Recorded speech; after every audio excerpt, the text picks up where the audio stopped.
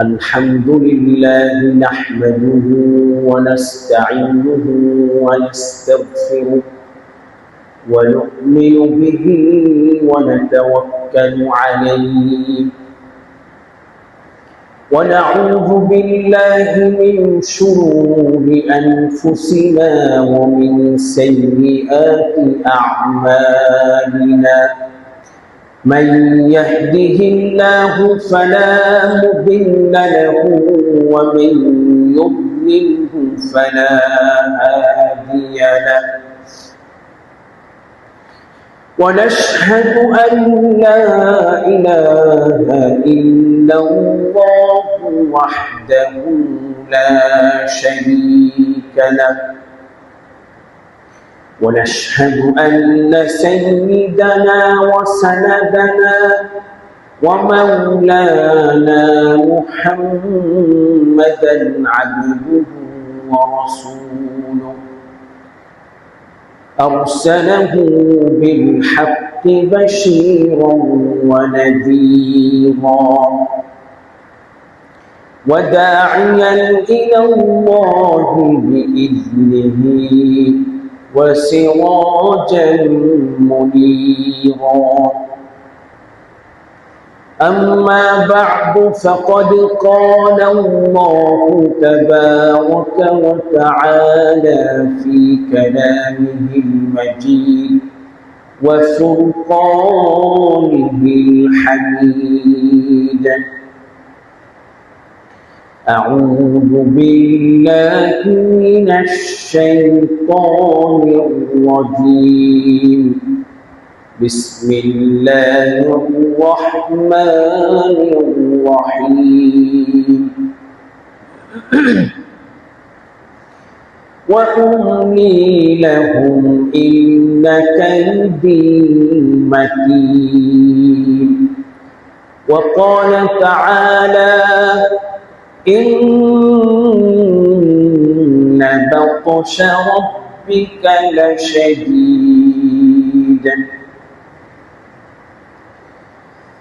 وقال تعالى فيومئذ لا يعذب عذابه أحد صدق الله العظيم وصدق رسوله النبي الكريم ونحن على ذلك لمن الشاهدين والشاكرين والحمد لله رب العالمين سبحانك لا علم لنا إلا ما علمتنا إنك أنت العليم الحكيم رب زدني علما رب اشرح لي صدري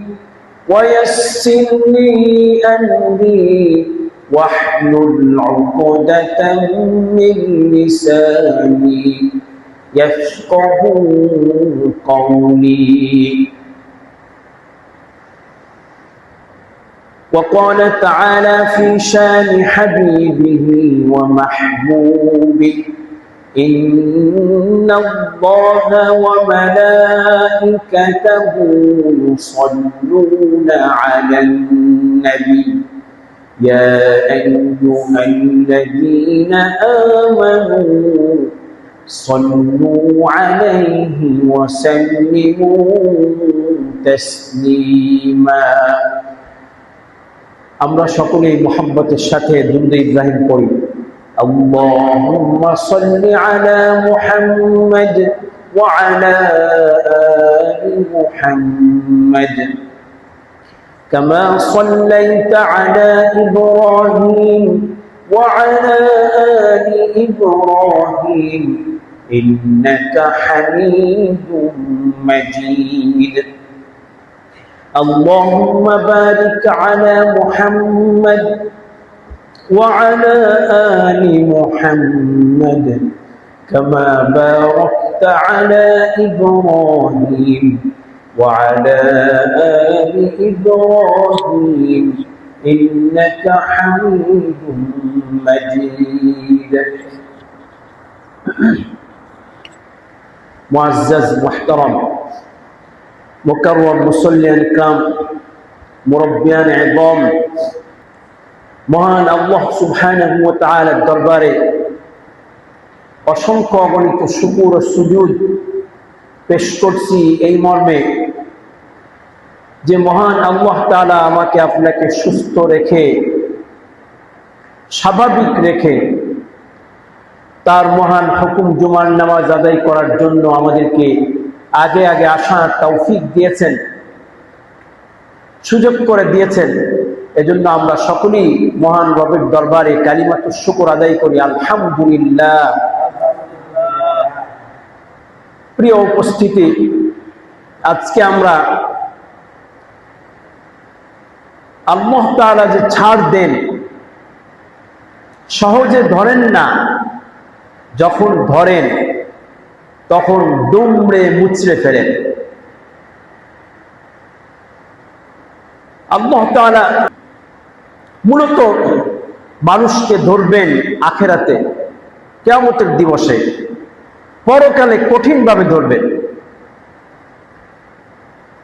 এর কিছু নমুনা আল্লাহ তাআলা দুনিয়াতেও, যখন কোনো ব্যক্তি সীমা ছাড়িয়ে যায়, অবাধ্যতার সীমা পরিসীমা যখন অতিক্রম করে, কোনো জালিমকে, কোনো অপরাধীকে আল্লাহ তাআলা দুনিয়াতেও ধরেছেন, ধরে দেখিয়ে দিয়েছেন যে তার ধর পাকড় কত কঠোর হয়। আল্লাহু আকবার। যুগে যুগে যত জালিম, যত নাফরমান, যত সীমালঙ্ঘনকারী, অবাধ্য পৃথিবীতে এসেছে, আল্লাহ তাআলা তাদেরকে নবীদের মাধ্যমে তাদেরকে সতর্ক করেছেন, সাবধান করেছেন। যখন তারা কোনোভাবেই পথে আসেনি, মানুষের প্রতি জুলুম অত্যাচার করেই যাচ্ছে, সাথে সাথে আল্লাহ তাআলার ব্যাপারে সীমাহীন অবাধ্যতায় লিপ্ত হচ্ছে, আল্লাহ তাআলা মাঝে মাঝে ধরেছেন। ফিরআউনকে ধরেছেন, নমরুদকে ধরেছেন, সাদ্দাতকে ধরেছেন। আল্লাহ তাআলা নবীদের সময়ে আবু জাহেল, আবু লাহাবকেও ধরেছেন। তো তিনি যখন ধরেন, তার ধর পাকড় যে অত্যন্ত কঠোর, সেই ধরা থেকে রক্ষা পাওয়ার কোনো সুযোগ নেই। এজন্য কোরআনুল কারীমের মধ্যে আল্লাহ তাআলা সতর্ক করেছেন। আল্লাহ বলেন, ওয়া উমলি লাহুম, আমি তাদেরকে ছাড় দিয়েছি, তাদেরকে অবকাশ দিয়েছি। ঘড়ির রশি যেমন মালিক যখন ছাড় দেয়, ছেড়ে দেয়, সে শূন্যে উঠতে থাকে, কিন্তু যখন আবার টান দেয় সে কিন্তু আবার জায়গায় আসতে বাধ্য। তো আল্লাহ বলেন, আমি তাদেরকে ছাড় দিয়েছি। অন্য জায়গায় বলেছেন, ইন্না বাতশা রাব্বিকা লাশাদীদ, নিশ্চয়ই আপনার রবের পাকড়াও অত্যন্ত কঠোর। তো এই কঠোরতা চূড়ান্ত পর্যায়ে পৌঁছবে বিশেষ করে বেঈমানদের ক্ষেত্রে, কাফেরদের ক্ষেত্রে পরকালে। কিন্তু আল্লাহ তাআলা দুনিয়াতেও অনেক বেঈমানকে, সীমালঙ্ঘনকারী অবাধ্য বেঈমানকে আল্লাহ দুনিয়াতেও ধরেছেন, দুনিয়াতেও আল্লাহ তাআলা পাকড়াও করেছেন। এর কিছু দৃষ্টান্ত আল্লাহ তাআলা কোরআনুল কারীমের বিভিন্ন জায়গায় পেশ করেছেন। কোরআনুল কারীমের ছোট্ট সূরা সূরাতুল ফিল, সূরা ফিল, আলাম তারা কাইফা ফাআলা রাব্বুকা বিআসহাবিল ফিল, এই যে 5 আয়াত বিশিষ্ট সূরা, এই সূরার প্রেক্ষাপট, এই সূরা নাযিল হওয়ার কারণ, এর ভেতরে মানুষের জন্য অনেক বড় শিক্ষণীয় বিষয় রয়েছে। সীমালঙ্ঘন করলে তার কি শাস্তি হতে পারে, আল্লাহ তাআলার ধরপাকড় কত কঠোর হতে পারে, এই সূরার মধ্যে আল্লাহ তাআলা সংক্ষেপে বুঝিয়ে দিয়েছেন। সুবহানাল্লাহ। এই সূরা অবতীর্ণ হয় বিশ্বনবী পৃথিবীতে আসার প্রায় 40 বছরেরও বেশি সময় পরে সূরা নাযিল হয়।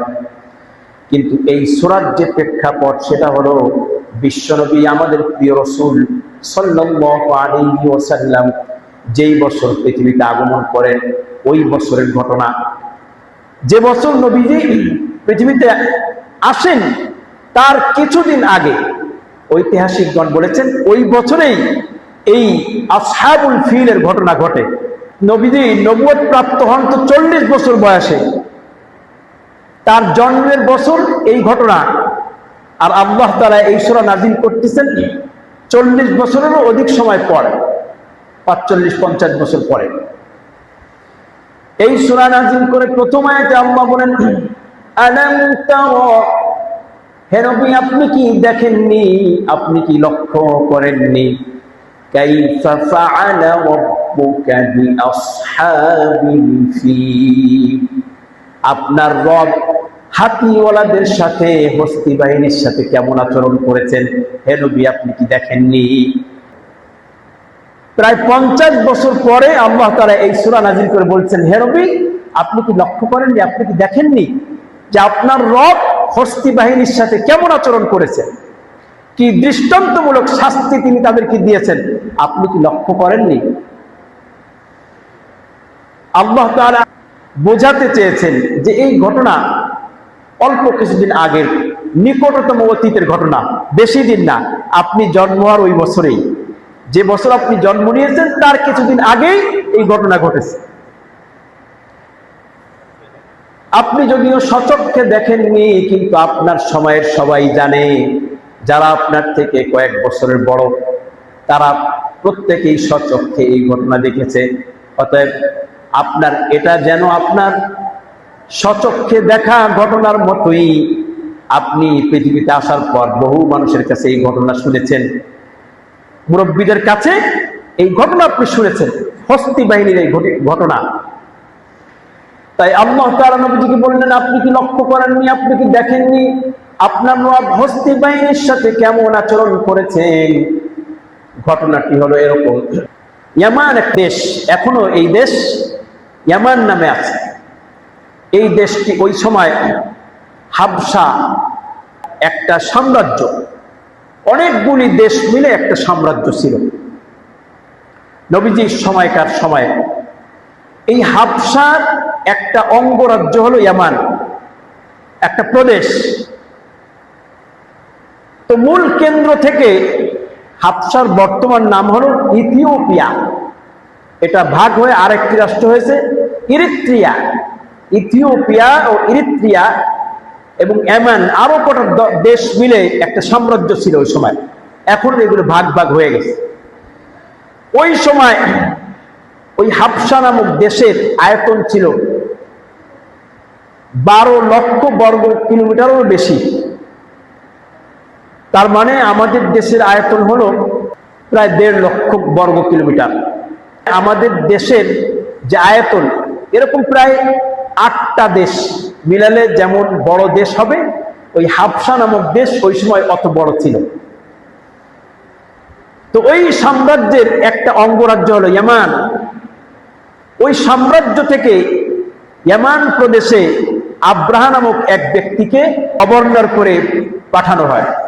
ইয়ামানের গভর্নরের নাম আব্রাহা। পুরা হাবশার সব মানুষই খ্রিস্টান ছিল। ইয়ামান রাষ্ট্র ওই সময় খ্রিস্টান, সবাই খ্রিস্টান।